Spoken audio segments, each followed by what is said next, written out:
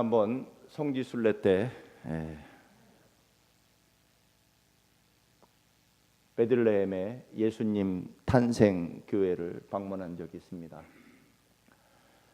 원래 정확하게는 마국간 교회죠. 예수님이 탄생한 마국간 위에 이 거대한 교회가 거의 1500년 전에 이렇게 건축되었습니다. 요 작은 구멍 같은 곳으로 예수님 탄생한 마국간 교회로 들어가야 됩니다. 이유는 누구든 아기 예수께 경배할 때는 몸을 숙이고 엎드려 마국간 예수님 탄생한 곳에 들어가야 된다는 의미로, 정말로 사람들의 키가 이 정도지만 들어가는 문은 대단히 머리를 완전히 숙이고 겸손하게 들어가는 문이 이렇게 작게 만들어져 있습니다. 다음 이 사진이 바로 예수님이 탄생하신 구유, 마국간의 구유를 만들어 놓은 것인데, 여러분 보시겠습니다만 다 구유는 은으로 이렇게 아름답게 만들어져 있고, 바닥은 최고급 대리석으로 이렇게 마국간 바닥이 깔려져 있고요. 그리고 요 잘 보이지 않겠습니다만 주변에는 그 황금으로 된 아주 최고의 장식들, 등불들이 이렇게 걸려 있습니다. 사진으로 보면 대단히 커 보입니다만 사실은 아마 채 1m도 되지 않는, 아마 마국간이라고 해야 아마 제가 이 정도 크기, 좌우로 1m 50, 높이는 아마 한 1m 정도 되는, 대단히 이 사진이 오히려 훨씬 더 큰 모습입니다. 마국간 교회, 마국간은 하여튼 이 정도밖에 되지 않는 작은 사이즈로 되어 있습니다. 또 하나 사진을 봅니다. 독일 한 작은 마을에 있는 비텐베르크 성당, 천주교 성당입니다. 이 작은 성당이 왜 유명하냐면 그 당시 중세 시대 타락한 캐톨릭 천주교에 대해서 마틴 루터 신부가 이 성당 문에다가 95개 천주교를 개혁해야 될 개혁문을 붙여서 종교 개혁이 시작되고, 오늘 우리의 바로 개신교가 출발한 그런 곳이고, 사실 성당 입장에서 보면 성당을 비판하는 그런 그 글을 문에 붙였기 때문에 사실은 별로 기분이 좋지 않은 그런 성당이긴 합니다만, 문제는 이 성당에 1년에 50만 명의 관광객이, 주로 개신교인들이겠죠. 개신교인들이 1년에 50만 명씩 방문한다고 합니다. 예를 들면 이분들에게 10불씩만 받는다고 하면 이 성당은 1년에 500만 달러의 수입을 올립니다. 천주교를 반대한 마틴 루터의 그런 종교 개혁 때문에 오히려 500만 달러 이상의 수입을 올립니다. 그 시골 마을까지 천주교인들은 전혀 찾아갈 이유가 없는 이곳에 개신교인들이 1년에 50만 명씩 방문을 하는 이유는 오직 한 가지겠죠. 마틴 루터의 종교 개혁 출발지다 하는 이유 때문일 것입니다. 다시 아까 그림을, 베들레헴의 마국간 교회도 마찬가지입니다. 마국간이죠. 마국간이라고 하는 곳은 어떤 곳입니까? 짐승이 머무는 곳이고, 2000년 전에 마국간이라고 해봐야 얼마나 더럽고 지저분했겠습니까? 지금이야 가축 축사가 현대화되어서 깨끗하다고 볼 수도 있겠지만, 옛날에는 짐승들 그 물이라고 하는 곳이 정말 온갖 분비물로 더럽고 지저분하고 어둡고, 그리고 정말 악취가 지독하게 나는, 그리고 예수님이 그곳에 탄생하셨기 때문일 것입니다. 아무리 더럽고 추한 곳이라고 할지라도 예수님이 그곳에, 하나님의 아들이신 예수님이 이곳에 탄생하셨기 때문에 그곳은 인류 역사상 가장 거룩한 곳으로, 그렇게 마국간이 짐승의 우리에서 그렇게 황금과 온갖 최고의 거룩한 모습으로 변해 있다라고 하는 것입니다. 다시 동영상으로 돌아가 봅니다. 지난 수요 예배 때도 여러분에게 보여드린 동영상이긴 합니다만, 크리스마스에 늘 일상의 삶을 살아가는 자식들, 다른 가족들을 챙기느라 벌써 몇 년째 크리스마스에 아버지를 찾아오지 못하고 카드만 보내고, 또 큰아들은 전 세계를 다니며 비즈니스 하느라 홍콩에 가 있고, 또 작은 아들은 의사가 되어서 늘 병원에 바쁘고, 그래서 아버지가 자녀들에게 네 아버지가 죽어서 장례식 해야 되겠다고 크리스마스 전에 부고를 보냈고, 그 부고를 받은 자녀들이 충격을 받고 비로소 아버지의 사랑과 은혜를 기억하고 슬픔 가운데 집으로 달려왔더니 차갑고 냉랭할 줄 알았던 집에 촛불이 밝혀져 있고 따뜻한 식탁이 차려져 있습니다. 그 동영상을 보며 저는 여러 가지 생각을 많이 했습니다. 그 중에 하나는, 내가 그 아버지라면 뭐라고 말했을까? 막 슬픔 가운데 집 안으로 뛰어드는 자녀들을 향해서, 너희들 내가 죽을 줄 알았지? 나 살아있어. 그렇게 말하고 싶지 않았을까요? 그래, 네 아버지가 살아있어서 어떠냐? 이렇게 비꼬면서 그동안 맺혔던 한을 자녀들에게 한번 쥐어박는 말을 한번 하지 않았을까요? 그래, 애비가 죽었다니까 오냐? 살아서 미안하다. 그렇게 말을 하고 싶지 않았을까요? 그런 생각도 했고요. 또 하나는, 왜 죽어야 올까? 그렇죠. 살아서는 못 오잖아요. 바쁘고 또 주어진 삶이 있으니까 다들 이해는 하지만 결국 아버지가 죽었다고 하니까 나타나는 거죠. 여러분, 그 전에 어느 장례식에 참여를 했더니 제가 뒤에 이제 가만히 앉아서 이렇게 장례식을 참석하는데, 뒤에 앉은 분들이 소곤거리며 그러더라고요. 주변을 돌아보더니 아마 그 돌아가신 분이 전에 어떤 교회를 다녔는데 그 교회가 서로 양쪽으로 갈려가지고 심하게 싸워서 교회가 이렇게 세상 말로 찢어졌나 봐요. 아주 서로 극단적인 그런 분노와 원한을 품고 교회가 찢어졌는데, 누군가가 돌아가시니까 그 갈라졌던, 서로 원수처럼 헤어졌던 사람들이 다 이렇게 모였다는 거죠. 근데 뒤에서 그분이 진짜 그러더라고요. 우리가 살아서는 못 만나고 누가 죽었다니까 만나게 되네. 그런 말을 뒤에서 이렇게 하더라고요. 저도 그 말이 잊혀지지 않습니다. 여러분, 왜 우리는 살아서 못 만날까요? 왜 살아있을 때 용서하고 살아있을 때 손을 잡지 못하고 죽은 다음에 만날 수 없고 그때 가서 눈물을 흘리며 회개해야 될까? 그런 생각을 그때 당시에 했었습니다. 주님이 오심을 기다리며 또 12월을 보내게 됩니다. 여러분, 살아있을 때 기왕이면 만나시기 바랍니다. 죽어서 만나면 뭐 하겠어요? 살아있을 때 용서하고 사랑하고 손을 맞잡으면 좋을 것 같습니다. 그렇잖아요. 저도 혹시 죽어야 만날 수 있는 그 사람, 살았을 때 용서하고 그 미움과 증오의 담을 넘어서 한번, 그런 사람은 아직 없지만 하여튼 있다면 찾아서 살아서 만났으면 좋겠다, 그런 생각을 합니다. 성탄절이라는 게 뭘까요?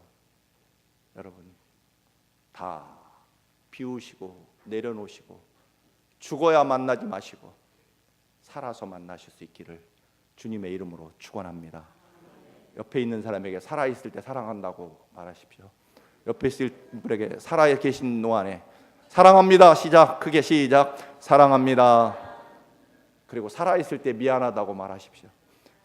죽어서 시체 앞에 미안하다고 하지 말고, 자 시작. 옆에 있는 분에게 미안합니다. 뭔지 모르지만 저도 지난 한 해 혹시 여러분에게 원치 않게 상처 준 거 있으면 미안합니다. 그리고 여러분 살아있는 동안에 고맙고 사랑합니다. 별로 반응이 없으시네요. 네. 여러분 살아있을 때 만났으면 좋겠다. 이제 성탄을 3주 앞으로 남겨놓고 있습니다. 아까 말씀드린 여관은 사라져 있고 여관에 마구간만 남아 있습니다. 사람들이 살고 머물던 여관은 사라져 있고 여관 한 구석에 짐승들이 살던 그곳은 거룩하게, 아까 말씀을 드렸습니다만 그 성지순례 갔더니 예수님의 탄생 교회에 봄철에는요 하루에 3만 명이 온답니다. 그래서 사실 저 마구간을요 볼 수도 없습니다. 왜냐하면 지하로 이렇게 내려가 가지고 아주 요만한 구멍으로 봐야 되고, 또 어떤 분은 거기 앉아서 이렇게 기도를 하다 보면은요 거의 보는 것이 불가능하답니다. 근데 입장료가 그 여행비에 $10가 포함되어 있습니다. 1년에요 2천만 달러가 그 베들레헴 마구간 교회에 입장 수입이 된답니다. 2천만 달러면 200억 원이에요 1년에. 이유는 한 가지입니다. 왜? 그 더러운 짐승의 마구간이 왜 2천만 달러의 그런 그 입장료를 내면서 사람들이 오는 이유가 여관이 아니고요, 사람들이 살던 집이 아니라 짐승들이 살던 짐승의 밥통을 은으로 만들어 놓고 그 마구간 분비물과 온갖 악취와 썩은 것이 가득하던 그 마구간을 세상에서 가장 귀한 대리석으로 깔아놓고 등불을, 세계 최고로 비싼 등불을 주렁주렁 닫아놓고 24시간 아름답게 불을 밝히고, 정말 그 앞에서 다 저도 무릎을 꿇고 모든 사람들이 다 무릎을 꿇고 그 자리에서 무릎을 꿇어야 됩니다. 짐승들 밥통에다가 말입니다. 이유는 뭘까요? 예수님이 그곳에 계셨기 때문입니다. 크리스마스가 무엇인가? 그 이전에 1865년 구세군을 창설한 윌리엄 부스트 대장이 세상을 떠나기 전에 남긴 예언이 하나 있습니다. 앞으로 기독교가 첫째로 예수 그리스도가 없는 기독교가 될 것이다. 예수 그리스도가 없는 기독교, 이게 말도 안 되는 얘기죠. 무슨 의미입니까? 기독교 종교는 믿지만 예수 그리스도의 삶을 따라가지는 않는다, 그런 의미가 들어있을 것입니다. 두 번째는 거듭나지 않고 구원받으려고 하는 사람들, 내 삶을, 내 인생을, 내 생명을 온전히 뒤집어 엎고 바꾸고 살아계신 하나님께 내 생애를 맡기는 그런 거듭남의 변화 없이 구원받으려고 하는 기독교. 세 번째로는 예수 그리스도가 없는 성경의 가르침대로 살지 않는다는 얘기겠죠. 그리고 성경을 무슨 도덕책, 상담학 책으로, 요즘 경향이 자꾸만 성경을요 무슨 세상 윤리 도덕 혹은 상담책으로 보려고 하는, 여러분 구약을 짜면 뭐가 나온다고요? 예? 잊어버리셨어요? 구약을, 예를 들면 구약 성경을 쥐어짜면 어린 양의 피가 나오고요, 신약 성경을 쥐어짜면 누구의 피가 나오겠습니까? 예수 그리스도의 피가 나와야 된다. 성경은요 지식책이 아닙니다. 성경을 비유로 쥐어짠다면 예수 그리스도의 피가 성경에서 나와야 된다. 예수 없는 성경책. 그리고 마지막으로 회개하지 않고 용서받으려고 하는 그리스도인들로 가득 찰 것이다. 진정으로 회개하지 않고요 구원받으려고, 용서받으려고 한다는 겁니다. 그래서 더 이상 요즘의 교회가 죄를 얘기하지 않죠. 싫어하니까. 150년 전에 이미 구세군 창시자 윌리엄 부스는 예언을 한 것이 150년 만에 그때가 이루어져 가고 있다. 크리스마스는 무슨 날인가? 세인 니콜라스, 줄여서 요즘에 우리는 산타클로스 생일날이라고 알고 있는 대부분의 아이들. 크리스마스 데이는 선물을 받고 어른들은 먹고 마시는 파리를 하는 날로 그렇게 변질되어 가고 있는 것은 분명할 것입니다. 그래서 정신지체 장애를 가진 송명희 시인은 그렇게 오래전에 말합니다. 이 시대에 맞지 않는 무식한 얘기인지 모르겠지만 영적으로 보면 사람들에게 선물을 가져다 주는 산타클로스는 사탄의 우두머리인 루시퍼와 같다. 빨간 코 사슴의 루돌프 사슴은 그의 빨간 코 색깔은 마치 사탄의 빨간 눈빛 같고 루돌프의 사슴의 뿔은 마치 마귀의 뿔과 같이 보인다. 하나님이 사람의 몸을 입고 그 천한 마구간 말구에 우리를 위해 십자가에 대신 죽으시려고 우리와 같이 이 땅에 찾아오신 그 거룩하신 하나님의 탄생일이 이제는 산타크로스의 생일로 바뀌어가고 있고요. 며칠 전에 우리 한국 일부에도 그런 내용이 나왔습니다만 고민이 된다는 거죠. 메리 크리스마스라고 이 뉴욕에서 크리스마스 때면 인사를 해야 되는지 말아야 되는지 하지 말라는 거죠. 왜? 비기독교인들이 기분 나빠하니까. 그러나 성탄절이 크리스마스 데이가 예수님 탄생일로 시작됐는데 예수님 탄생을 축하하지 말라는 얘기가 이게 도대체 무슨 얘기입니까? 그것도 이 나라 미국이라는 나라에서 말이죠. 그렇게 돼가고 있습니다. 그런 시대 풍조의 흐름에 우리 그리스도인들까지 이제 그렇게 가고 있는 거죠. 베들레헴은 아주 작은 마을이었습니다. 이스라엘 자체가 전 세계에서 가장 작은 나라였고요.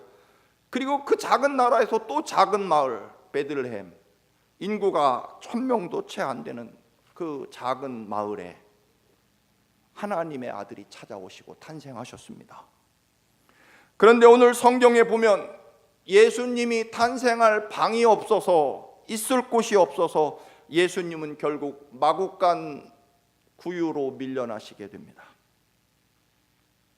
오늘 이 시대에 여전히 주님은 우리에게 찾아오고 계시지만, 우리 인생, 우리의 삶 문 앞에 마당까지 와 계시지만 있을 곳이 없으시다는 겁니다.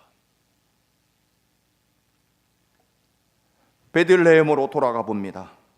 거기 베들레헴 여관에 있을 때 그때 해산할 날이 차서 맏아들을 낳아 강보에 싸서 구유에 뉘었으니 이런 까닭은 여관에 있을 곳이 없기 때문이었다. 예수님이 마구간에 태어나고 싶어 태어난 것이 아니고요.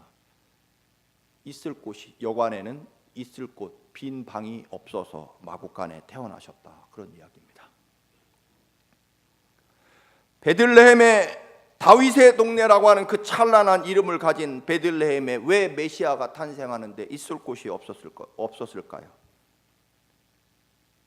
그것은 자기 일들에 분주했기 때문일 것입니다. 가이사 아구스토가 인구 조사를 명령했고, 그래서 모든 이스라엘 사람들은 자기 고향에 가서 호적 신고를 했어야 됩니다. 베들레헴도 아마 엄청난 사람들로, 고향을 떠났던 사람들, 친척들, 형제 자매, 아들들, 딸들이 찾아와서 베들레헴은 북적북적 됐을 것이고 여관도 가득 차 있었을 것입니다.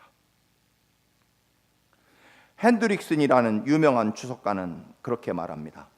그들이 예수를 영접하지 못한 것은 재산과 명예와 쾌락과 사업 등의 정신이 팔렸기 때문에 예수를 생각할 시간도 없었다. 지금도 주님은 우리에게 들어오시기를 원하시지만 사람들은 주님을 거절하고 있다. 그리고 말합니다. 베들레헴 그리고 여관방에는 예수님이 있을 곳이 없었던 이유는 빈 방이 없었기 때문이 아니라 사람들이 자기 방을 내드리지 않았기 때문이다. 방이 꽉 차서 빈 방이 없었던 것이 아니라 사람들 누구도 자기 방을 내드리지 않아서 예수님이 머물 곳이 없었다라고 하는 것입니다. 여관 주인은 호정령이 자기 돈 버는 날로 그렇게 삼았을 것입니다. 아마 요셉과 마리아도 베들레헴의 집집마다, 왜냐하면 이제 막 출산을 하려고 하는 출산 기미를 느끼고 동네 집집마다 두드리며 우리 마리아가 아기를 낳으려고 하는데 좀 들어갈 수 있게 해주십시오. 그러나 이미 방은 어느 집이나 꽉 차 있었을 것입니다. 그리고 각 객지에 나가 있던 형제, 가족, 친척, 친구들이 다 와 있었기 때문에 아마 여유가 없었을 것입니다. 여러분, 이스라엘 사람들은 율법에는요, 반드시 나그네를 거절하면 안 되는 율법을 가지고 있었습니다. 그런데 왜 마리아를 거절했을까요? 가만히 생각해 보면 귀찮잖아요. 여러분, 아기를 낳으면 온통 집안도 어질러질 거고요. 그 출산 뒷바라지, 비명소리, 그리고 나면 바로 떠날 수 있는 게 아니잖아요. 산후조리도 적어도 며칠은 해야 길을 떠날 수 있으니까 괜히 아기 낳는 여자 손님으로 받아들였다가는 어떤 어려움을 며칠 동안 치러야 되고 복잡하고 지저분하고, 그래서 거절했을 겁니다. 여관 사람들, 그들도 역시 이미 자신들도 여행하느라 지치고 피곤했고 내가 번 돈을 가지고 내가 미리 방을 마련했는데 하는 생각에 자신의 권리를 주장하느라 산모가 마구간, 그 더러운 마구간 짐승의 우리에서 비명을 지르며 출산을 해도 그들의 귀에는 출산하며 지르는 산모의 비명소리가 그들에게는 들리지 않았을 것입니다. 여러분, 아마 비명소리를 들었다 치더라도 여관 주인이나 여관방 손님들은 아마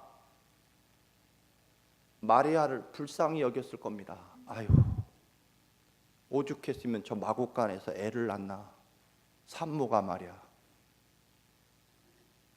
이게 참 비극적이잖아요. 여러분 상상이 되십니까? 그 더러운 짐승의 우리에서 아기를 낳는 이 여인, 그 더럽고 악취나고 추악한 곳에서 비명소리가 들려오는데 따뜻한 방에서 앉아서 먹고 마시는 여관, 물론 그들은 권리가 있었습니다. 왜냐하면 돈을 냈고 방을 먼저 차지했기 때문일 것입니다. 그러나 아마 방 안에서 애를 낳느라 비명소리를 지르는 산모의 비명소리를 들으면서 그들은 참 안 됐다, 남편 잘못 만나서 참 오죽 못 낳았으면 저렇게 짐승 마구간에서 애를 낳나, 참 불쌍하다고 굉장히 가슴 아파하고 슬퍼했을 것입니다. 그리고 아마 이어서 남편 요셉이라는 자를 비난하고 조롱했을 것입니다. 세상에 오죽 못 낳았으면 부인이 마구간에서 짐승처럼 애를 낳게 만드는 저 남편 요셉이라는 자는 도대체 어떤 자인가. 요즘 우리들 말로 능력 없으면 애를 낳지 말지, 그런 조롱과 비난을 하면서 요셉에게 조롱하고 비난하는 것으로 자신들이 할 일은 다 끝났을 것입니다. 그리고 사실 책임도 없잖아요. 그러나 성경은 분명히 말합니다. 그 여관과 여관방의 사람들은 메시아를 영접하지 못하고, 그리고 그 여관은 마구간에 의해서 없어지게 됩니다.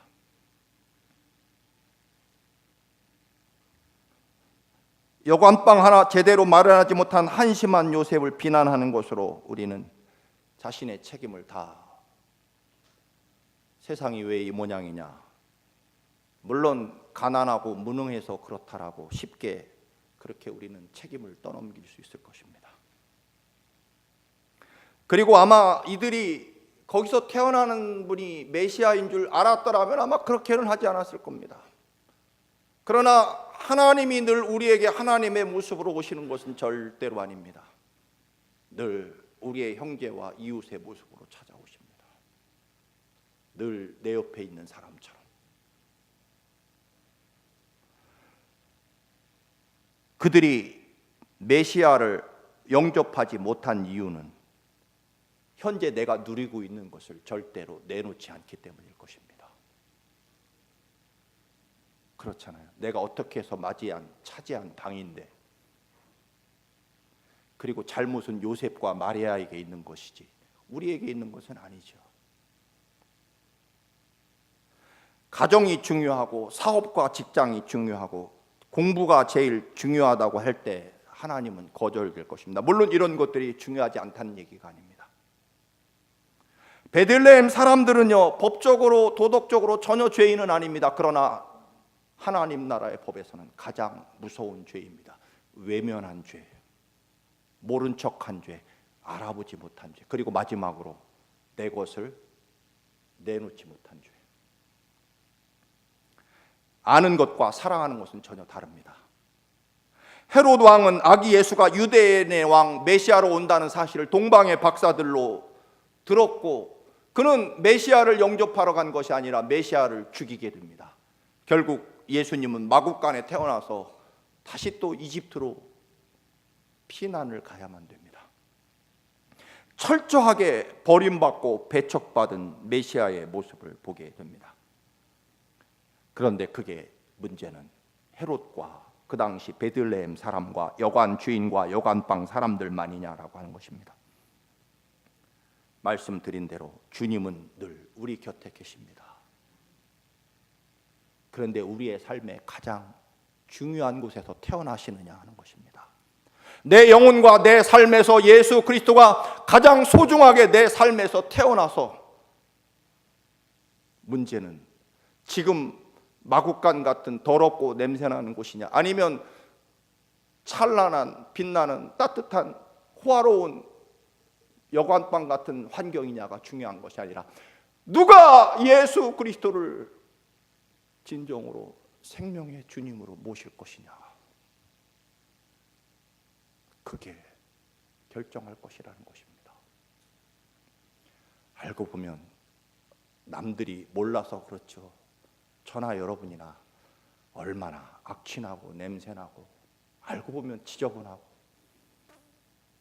그렇잖아요.